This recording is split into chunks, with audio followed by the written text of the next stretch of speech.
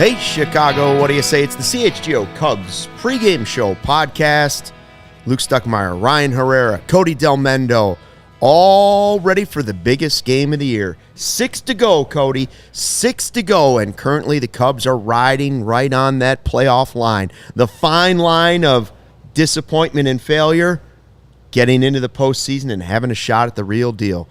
By the way, Joey's running the ones and twos today. Hello to everybody in the live chat. We're getting ready for this big game. What game is it? Cubs can win 83 tonight. You've been waiting for this all year. I saved this shirt just for today. 83. Did you think at the beginning of the year? Did you think that we'd be doing it in the very last week of the year? Or well, earlier? yes. I figured if they were getting to 83, it might be the last game of the season because I did pick 83 was my selection for record of the season. So it's the first time I'm actually hoping to be wrong, which we know I'm not wrong very often, obviously. Sure. Credit to you. Yeah. Credit to me. Big of you for... Man of integrity and very humble for admitting it. Big of you for being humble. They would have to go 1-5 for me to be right. Yeah. So I'm happy to be wrong if I'm wrong. I feel good about they go 3-3, then I'm right. Now, do I feel good about that, like, meaning the Cubs will make the playoffs? I don't know. Depends how, like, the Marlins and the Diamondbacks do. Right. Like, I need them to go 6-0 to get my record correct. That'll be a tough one this Don't week. let me dream about it. Ryan's is the most likely, and I think 3-3 still probably gets him in. You remember when everyone called us crazy for saying they would even win 80 games? Don't get me started. Remember that one? I do. I also remember thinking, hey, how many wins of the last 10? And I said 7, so you got 4. Your 3 would put him in. There you go. But I think that's the minimum. If they go anything worse than 500, and it's the Braves and the Brewers. Yeah. There's no cupcake schedule. Joey, how close is it right now? Nobody's played today. So right now the Cubs are technically the third wild card. Yes. Because the Diamondbacks would have, even though they have the same record, they have the tiebreaker. The Cubs have none of the tiebreakers. The Guardians are up 3-0 right now in the third. Oh, well, that's good news. That's good news for us. When you look at it, it's like, they're tied with the Diamondbacks, a game ahead of the Marlins, but like when you take the tiebreakers into consideration, they're virtually one game behind the Diamondbacks and tied with the Marlins and like win the tiebreaker in that sense, right? So it's like where they're at right now, they do control their destiny, but they just have to keep winning baseball games. Admittedly, it's tough, but they got to keep doing it. Admittedly, for me, I'm afraid of Miami the most out of the teams behind them. They have the pitching, and they're just, to me, they're very similar to the Cubs. They have pitching. They've made a big trade deadline acquisition getting Jake Berger, and he's been incredible for them. And, they look like a sneaky team that can surprise some people in October. And I feel the exact same way about the Cubs. So it's going to come down to who plays better this last week. Unfortunately, the Cubs have the hardest schedule of all the teams remaining, and it's their own doing, really, because this really wouldn't be that big of a deal or a big of a sweat if they just played well against the Pirates in Colorado and at least won a few games against the Diamondbacks this year. But they are where they're at. If the playoffs started tonight, they would have been in the playoffs. And, no one wants to hear it. Like, we can talk about the full season at it, like, as a whole, a couple weeks after the playoffs, whatever. But that there's still hope to get in. Yeah. So, and that's all that matters. Well, that's what I've been saying. Like, you'll look at it and, like, regardless of what happens, you'll consider it a step forward, a step in the right direction. But, like, no one really cares about that right now. Like the Cubs fans want them to make the playoffs, and they're going to be pissed if they don't. Right. And honestly, I don't blame them because they had according to Fangraphs, they had like a 90-some% chance to get in before they went out to Colorado. And like the bad stretch, that road trip really hurt them. But and then they came home and lost 2 or 3 of the Pirates. But you know what? They responded and swept the Rockies like they're supposed to. So. Now they get. This is where you really see what this team is made of when they have to go face 2 teams that are going to be in the playoffs, one that already has it wrapped up, and one that just needs one win to secure the division. So, as frustrating as it is, they're there. They like Ryan said, they control their own destiny, and they have every chance to get in the playoffs. not going to be easy, but it's not going to be easy. How about John Blaze in the live chat says, let's go Braves. Braves logo. He's got 100 wins on the season, and he still wants to beat the Cubs so badly that he jumped into a Cubs podcast live on YouTube. So welcome to the chat. We appreciate at least hit the like button. Yeah, at least give us the like button. Maybe even subscribe. Say hi to our friend Speaking of other Kelly fans Cole coming in the chat, the Cubs are 3-0 since the White Sox fans infiltrated the CHGO Cubs chat after their last loss. So I would like to give a shout out to White Sox Tom for manifesting 3 straight wins for us. I appreciate it. I by the way, I have a bone to pick with our Blackhawks guys who are mostly Cubs fans, right? All 3 of them. All 3 are Cubs fans. Yeah. They have declared that the Blackhawks are the least dysfunctional Chicago team. I learned today. In September. I was going to say, I learned today that it's just in September. Only in the month of September? September 2023. Yeah.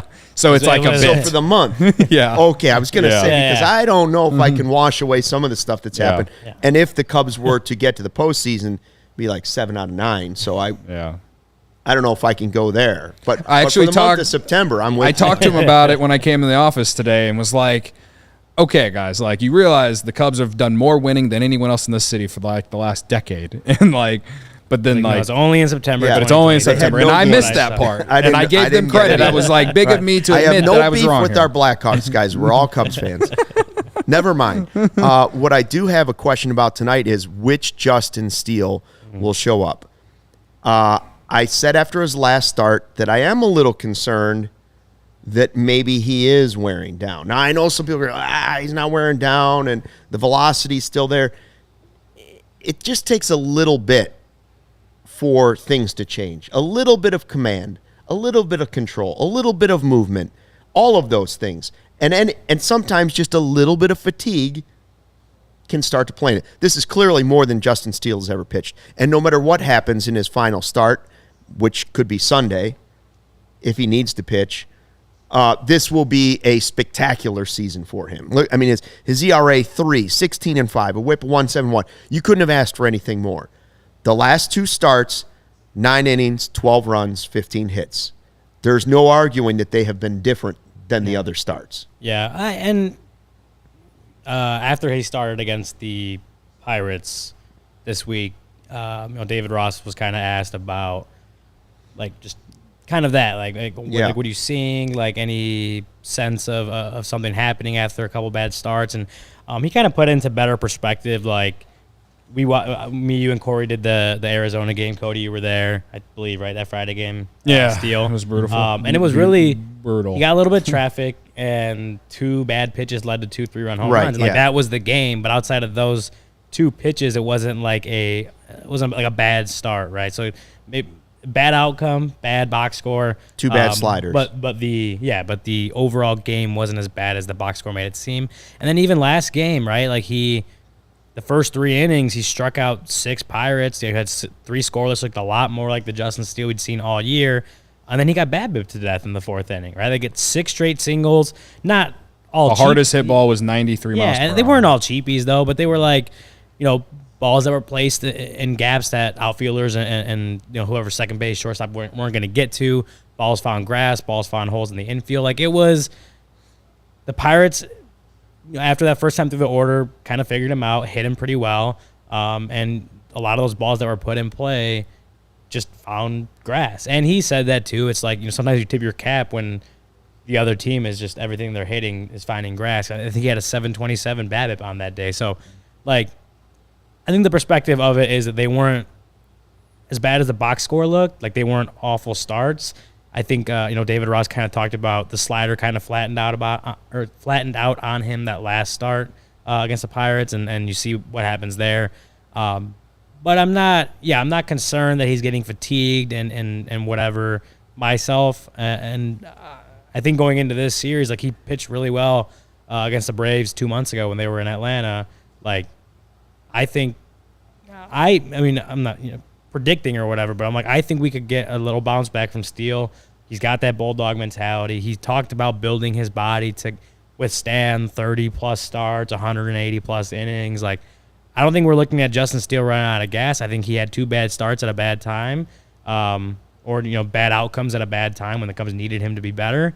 But I still think there's a good chance that Justin Steele goes up, comes back out, can rebound and put up some good numbers against the Braves, who admittedly have a really tough lineup. I have more faith in him going out there and bouncing back after these last two starts than I have in the Cubs bullpen right now. I'll say that much.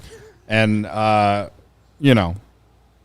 that I think the key to the series is going to be the bullpen just being solid. Like they were solid against Colorado the last 3 games over the weekend, right? Right. And Clean. we talked baseball. and they weren't sloppy and the bullpen was better. That's not what they were against the Pirates. So if they play clean baseball and the bullpen is better, I think that they will be in these games against Atlanta. They've shown that they can beat Atlanta this year, so I'm optimistic that they can at least go in there. And I think me and Luke said last week they need, like going into the Colorado series, saying that the last 10 they needed to go 7-3. So to me, that means they have to win 4 more games. That means that they need to win these next 2 series. So they need to take 2 of the 3 starting tonight, or one of them starting tonight. I think they have you have your number 1 starter on the mound going against a guy who me and Sean on CHGO Bets Daily were talking about how he's regressed since the beginning of the year. So I'm, this is a good matchup for the Cubs. And also they teed off Elder in one of in the start that he had at Wrigley. I'm pretty sure if my memory serves right. So I know the offense was playing out of their mind at that time, but I expect Elder to be better than he was at Wrigley, but at the same time, the Cubs, they did hit well against Atlanta when they came to Wrigley, and they're not going to have to face their best starters. So, and Atlanta's already won. They've clinched the division and everything. The only thing that scares me is the lineup. Atlanta's lineup is deep, as everyone knows, and I still can't believe Orlando Arcia has been what he's been for them. They need big boy pants on tonight. Yeah. And the same goes for Steele. I would agree that the numbers are slightly They just don't tell a whole story, but the results aren't the results. They're slightly point, right? deceiving. They are what they are. What I would say is you could get away with, you maybe could have gotten away with some of that stuff against the Pirates if you were fortunate enough. You didn't. The 2 sliders cost you against the Diamondbacks, but it's really the base runners that cost you against them. It wouldn't have been a big deal if it was 2 solo home runs against the Diamondbacks. Sure. You can't afford those extra base runners against the Braves lineup. That's something you can't have. So you might give up 2 home runs tonight, but you can't have 2 or 3 guys on base at the time because it'll be a blowout before you know it. So the Cubs offense has to play big boy baseball. Steele has to pitch big boy baseball. And I was saying the last series, like you said, just play clean baseball, you should beat the Pirates and the Rockies. That's not true for playing the Atlanta Braves. This is the best team in baseball. This is a 100-win team already. Yeah. Okay? You have to go out and play your best baseball if you plan on getting some wins there. So start with that tonight. Your best shot is with Steele on the mound. Get that first game and let it be gravy, and then you go from there. Braggs in the stands. By the way, our guy Braggs is so big now, he's on TV and he's got money to throw at us for super chats. Our own teammate. Bagman wants happiness this week. Promise Bagman he will be happy. Is that a super chat? That's a super chat. That is a super chat from Braggs. It's a $5 super chat. Thanks, Braggs. Thank you, Braggs. Montana. Or should I say Bagman? Thank you, Bagman. Thank you, sorry, Bagman. Montana Chai says, funny how Steele struggles and you guys make excuses for him, but shit all over Strowman when he took a turn. He was the reason we were so good in the first half of the season to get us here.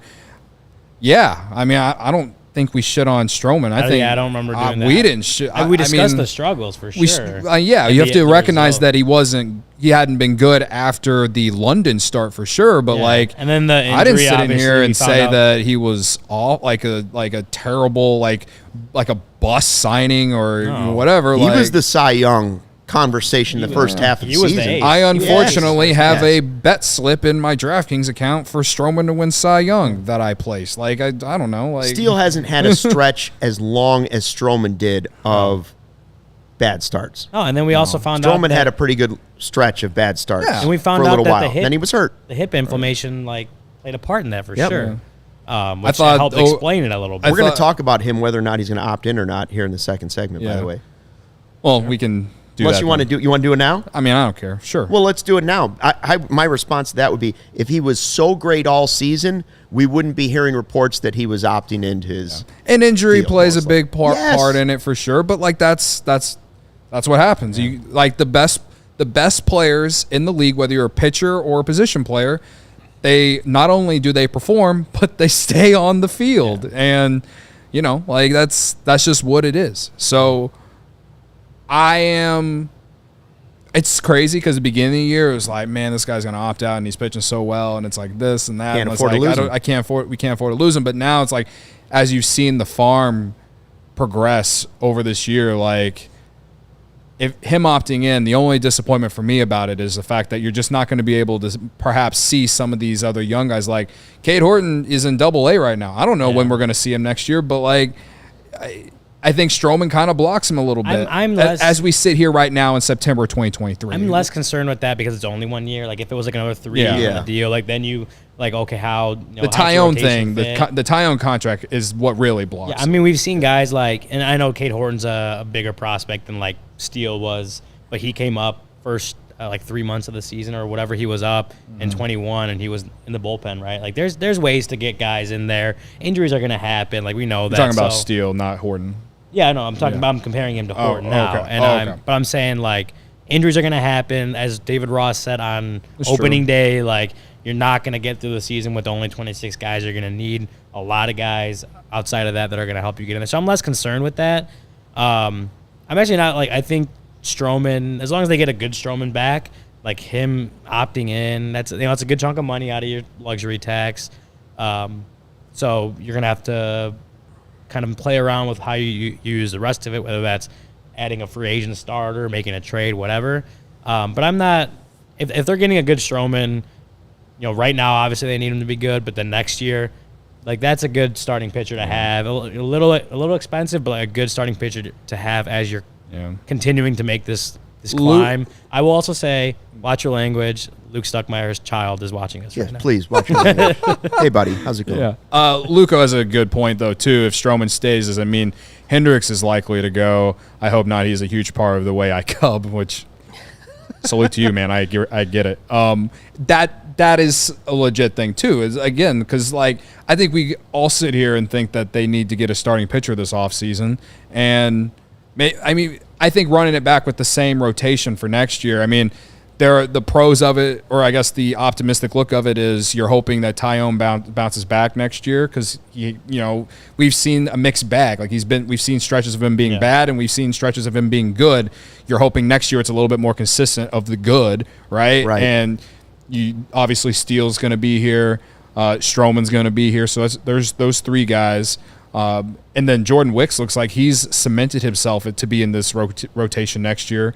And so then that leaves the last spot, and it's like, do you pick up Kyle Hendricks' option, or do you go get a guy because you have the resources and no matter what happens the rest of this weekend, or if they get into October, this team should be doing whatever it can to take that next step and put themselves over the top and be a real contender. And I love Hendricks, and I've loved everything that we've gotten from him this year. It's been incredible. But I think we can all sit here and say that this team needs more swing and miss, and he doesn't get a lot of swing and miss. Yeah. You know what I mean? Well, he's also a cheaper contract for a 1 year deal. I would keep both. When we've seen one thing, it's you can't have enough pitching. Yeah, for you sure. Just can't. And if you get to a point, like, I don't believe either of them have no trade clauses. Like, right. If you get to a point where you need to open some space, like, Kyle Hendricks, the way he's pitched right now, he's on for a 1 year contract. The deal isn't too crazy. Strowman's isn't either if he's pitching it that well. Like, if you get to a point where you need to, like, you can. Those probably are tradable contracts. It's a perfect deal for this. You sign Ohtani, and then the following year you don't have Strowman and Hendricks. Oh, yeah, but see, it works out perfectly, and he's ready to pitch again. Boom! I solved everybody's problem. Cody, tell us about. Do you have a DraftKings hits parlay for us tonight? I do. A little wagering. How'd your wagering go over the weekend? I went. You did pretty well yesterday. I did pretty well on Monday Night Football. I went 2-1-1. For the NFL in general, I went 5-2. And in college football, I went 6-2. I don't know. I bet so much this weekend. I placed one wager on DraftKings. They gave me a 50% boost Yeah.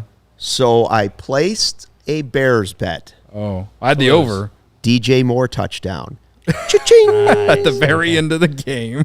You're probably Cheap sweating touchdown. Hello. You're sweating that one out. Yeah. I Anyway. won't place another one for 6 months. No, that's not true. Anyway, tonight's hit parlay is Mike Tauchman leading off. He had a good series against Atlanta last time they played, and also I think he's been playing pretty well his last 10 to 12 games. Seiya Suzuki's been the hottest hitter on the planet since August 1st. He's in there. And then I'm going back to the well with Miles Mastrobuoni, not only for odds, but also because he's been playing well. So, Palatine Pounder, Seiya Suzuki, and Miles Mastrobuoni. And Bona Beef. Yep. Plus 200 boosted to plus 250 because there's a 25% boost on DraftKings Sportsbook tonight for any Major League Baseball bet. That would be something. Yeah. Let's ride. Hey, by the way, this weekend, we have the big Bears-Broncos showdown. Hello, the toilet bowl out at Soldier The game Field. everyone's Bears and talking Broncos. about. We have the tailgate. Why is that not in primetime yet? Yeah, right. So the title of the tailgate when you walk in is going to be "Somebody's Got to Win." Somebody's got to win. Bears or Broncos? Well, they could tie. That's true. Yeah, you're right. Anyways, what you're going there for is the vibes. Yeah.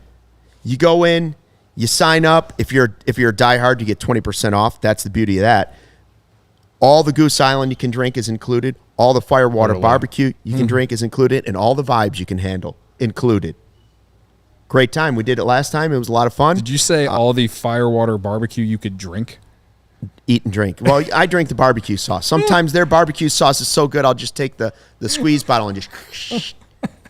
Okay. Actually, last time I didn't do it because the bees were all over the barbecue sauce. The Firewater barbecue was good. good. No joke, though. Yeah. It was so good. The pulled pork was outstanding. Yeah. Well, and then really, really that good. was my favorite part of the tailgate. Yeah, and then games at noon, right? So you got the whole morning to have some fun, and then Yes. you don't even have. I mean, you can watch the Bears game if you'd like, or you just wait till like 2:00. Go find your. We're going to do a Cubs. We're most likely going to be doing a Cubs podcast. Yeah. Because it could all come down to Sunday. It'll all come down to Sunday. Yeah. So far, our first tailgate is the highlight of the Bears season. For sure. Yeah. So it's most likely that our second tailgate will be the second highlight of the season. And the Bears would probably agree too. Yeah. And the Bears might agree on that.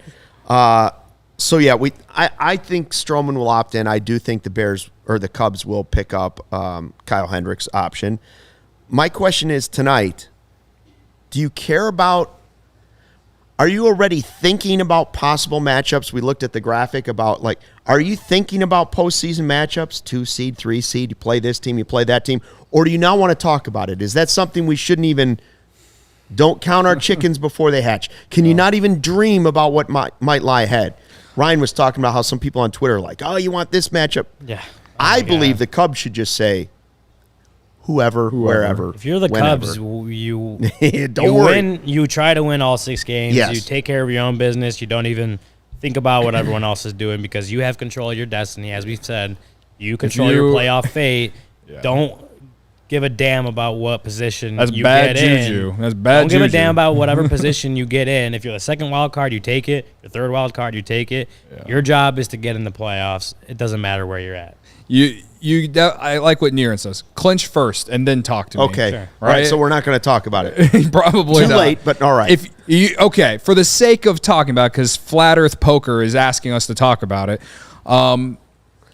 I would prefer to face Milwaukee than I would Philadelphia, just because they've faced Milwaukee more than the Phillies this year. They know the matchups, and I think that if there is any team in this postseason that could do anything off Burns or Woodruff, it would be the Cubs because they've seen them plenty. You know what I mean? They've scored runs off those two pitchers before. They've also been shut out by them before too. So I just think that the Brewers' offense is just so hot or cold that I think that the Cubs could go into Milwaukee and win 2 games more so than go into Philadelphia and win in 2 games. Also, it'd be like a home game if they went to Milwaukee. So that, again. Do you think it still would be that way for the playoffs? There'd probably be more Brewers fans since it is the playoffs. More than normal. I still think there would be more Cubs fans there. But also I would love the atmosphere of it, and I said this in the Twitter space I did after they won. I think after Saturday's game, I was telling people, it's like, I want the Brewers because for the last 5 years, we've had it's just been so annoying having to face that team. It doesn't make sense on why they are good outside of their pitching. I want Milwaukee. So you want to face the team that's always really good at the end of the season, is what you're saying? But also freaking shits the bed in the playoffs. And it's only 3 games. Anything can happen. Yeah, anything can happen. The only team I don't want to play in the first round, if the Cubs were to get there, is the Braves. I want Milwaukee for the potential bragging rights. I want Milwaukee for the potential bragging rights, and I just think it would mean more. I think it would mean more if they got Milwaukee and they beat them more than if they got Philadelphia and win or lose. I mean, it would mean something if they got Philadelphia and beat them too, but I just think for bragging rights especially, it would be like when the Cubs beat the Cardinals in the 2015 NLDS. You know? Yeah. If the Brewers have nothing to play for this weekend, I'm guessing it will be all Cubs fans in Milwaukee. Yeah. I think there will be very few Brewers. Let's say Sunday rolls around and the Brewers have nothing to play for, which is likely. I think the whole stadium might be Cubs fans. It might be like when they played the Zambrano no-hitter. They need to win one game to clinch the division. So Bernie the Brewer might just put on a Cubs uniform. Or one Cubs loss. I'm dreaming in my head. I've been dreaming the last 6 hours that maybe Milwaukee will go on a massive losing streak and the Cubs will win the next 6 games. If you are anything, you are delusional. I mean, a dreamer. I'm dreaming. Wrong D word. Just let a guy dream. Just let a guy dream, all right? Just Cody delusional. Just let a guy dream, all right? I don't think it's actually going to happen. I just let a guy dream. No, I'm still on the, I think, of course, if you're sitting here right now, it's like, yeah, the Cubs might want to play the Brewers, because that could lead to you face the Dodgers instead of the Braves, whatever. But again, I'm back to you just gotta get in there. Whoever you face. In general, to me, it is really just get in, but playing devil's advocate of just forcing me to pick. Well, we've done everything we possibly could do to help the Cubs win tonight. Cody wore shorts. The Rice Krispie treats are stocked. Oh. We're going to do who you got. Who you picking for this game? It's my guy, Miles Masterboni. Cody, there's the next. Yep. Cody's willing Masterboni into a good game. Yep. I had Seiya, one of arguably the hottest hitter over the last month. Since August 1st? Right? August 9th, actually. Oh, August 9th. Excuse me. Well, Marquis put up a graphic sometime last week that said that since August 1st, he leads baseball in slugging percentage. Right. Yeah, but I like to go the post reset. Well, I also like to go off that too because I also took Seiya Suzuki when he came off the reset, and he's been doing what he's been doing since then. Do you like I worded the tweet so that you couldn't tweet it with August 9th? I gave you credit in Slack for doing it. Credit to you for not doing it because I'm always going to be ready for that. I have the screenshot in my phone for a reason. Seiya's been as some guys have slumped a little bit or just production has gone down a little bit, whatever. Seiya, when we talked about Cody Bellinger at points in this season, just legitimately putting the Cubs offense on his back and carrying them, that's what Seiya's been doing a lot over the last 6-7 weeks. He has been the guy, not just the guy they envisioned, but the guy they've needed to him to be over since that reset. So I think he keeps it up. I think Seiya has another good game, and once we figure out where the standings are in the world for who you got, I gain another game. I think Corey may have taken Dansby in his return to Atlanta for the first time, or was it Brendan? Brendan took Dansby. Corey took Morel. Okay, so nobody's taking Nico, and I took Bellinger because why not? Well, he's kind of due. He's due for a big series. Couple knocks. He's due for some knocks. I always say the stars come out for the big series, the big games, and he had a good series against Atlanta back in August, but he was also the hottest man on the planet at that time too. So I feel like Bellinger's he's continued to give great at bats, but he also has been babbitt a little bit, and he hasn't been as red hot as he was. Yeah. He's been great, right? And I'm not again. They wouldn't be here without him. But Seiya's really been driving a lot of the runs in lately, and so this series is where guys like Bellinger and Swanson need to be the stars that they are, the guys that they're paid to be. Or I mean, especially Swanson. Bellinger, he's $17.5 million, whatever. But you know what I mean. The guys they need them to be down the stretch, and that's what we've kept saying, and I didn't go on my rant about the whole this guy needs a day off and that guy needs a day off. Maybe I'll do Save it it for the post game. Save it for but the it's like you're at we the need a point. rant. You're at the point where like these guys that you're counting on, they need to come through. They need to be the guys that the Cubs have hoped they'd be. They need to be the guys that they've been at various points throughout the season. Like if you're talking about Dansby, Belly, even Nico, Happ, those guys, man, the guys that we're gonna say the David Ross cliche, the guys that got them there, like they have to be good for them. They have to come through. You got 6 games left. You got to figure out if you're not, and you just gotta help lead the way because there's gonna be some tough games. Cubs are gonna need those guys to be good these last 6 games to get them in the playoffs. Guardians up 6-4, so the Reds have put up some runs, but the Guardians still lead. We are all Guardians fans and Mets fans tonight. There you go. I'm not even checking the other scores. I'm only focused I'm on also the Cubs. That's I'm what number we're one watching. Cubs fan because the Cubs can, like we keep saying, control their own destiny. But You'd also take Mets backing fan, into the right? playoffs too. If I'm that a were- real big Met. I'm a big If Mets everybody fan lost, tonight. that's okay too. Yeah, exactly. Okay, right. Absolutely. All right, we're back for a full hour after the game, just like we always are right here on YouTube. Make sure you subscribe to the CHGO Sports YouTube page so you don't miss any of the episodes. Hit the like button on the way out. Hit the like button on the way into the post-game show. We'll see you then. Thanks for checking out the CHGO Cubs pregame show. We'll see you back here when we fly the W after the game. Until then, see you later. Bye.